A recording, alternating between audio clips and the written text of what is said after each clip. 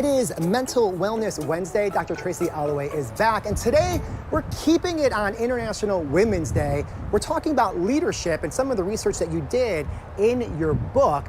There has been just really a growing movement getting women in powerful positions, but it's interesting because there's like a perception with that as far as what they are expected to do and how they were taught, and you talk about that in your book. I do. For me, one of the most interesting things relates to leadership style. And oftentimes we think of leadership style as something we're born with, when in fact my research shows it's a style. We can adapt and adopt based on the situation. So there are two primary styles, one that is called transactional, goal-directed.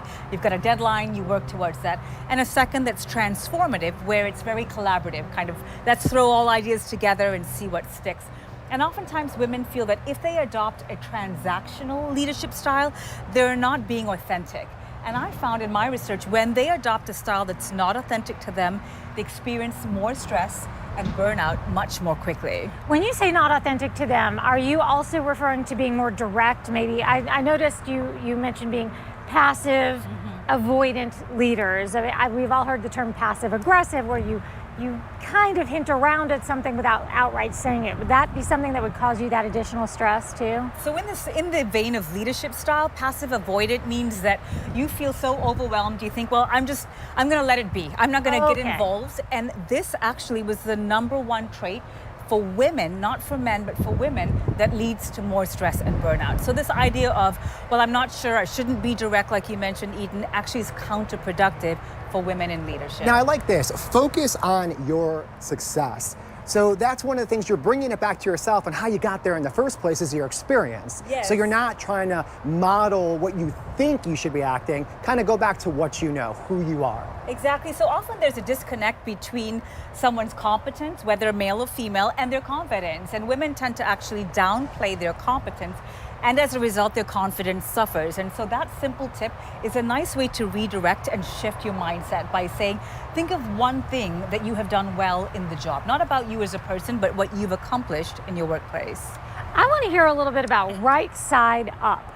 I mean, I know it has more than just to do with which hand you're talking with, but an example is like if you're right-handed, you're going to talk with your right hand. So what is that? So this is a fun tip, and it's based on research coming out of Stanford University. And it's the idea that when you're trying to communicate something, use your right hand if you're right hand dominant, because for some reason that communicates trustworthiness, and also it communicates that you know what you're talking about. Conversely, if you're left-handed, you'd use that style. And it could have to do with our own sense of confidence, that when we're using our dominant hand, we tend to feel more confident in communicating our ideas. It's interesting, it really does go back because to all that. this ties into kind of being genuine and being yourself throughout this. Yes. So if you tap back into how you normally would act, people perceive that, and it makes more sense, especially in leadership. It does. And I think these are just small tweaks that anyone could do in the workplace to really find yourself as a more effective leader.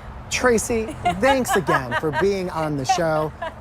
Well, Your book, if people want to find that, it's on your website. They could do that. Is It that is. right? It's on Amazon, Barnes & Noble. Well, you're using your right hand. I Nice. am using my right hand too. I practice what I talk about. so Think Like a Girl is a great book. Tracy Alloway is a great resource, and she's very accessible to you through all of social media and her website. And of course, Mental Wellness Wednesday comes your way every Wednesday on River City Live. Don't go away.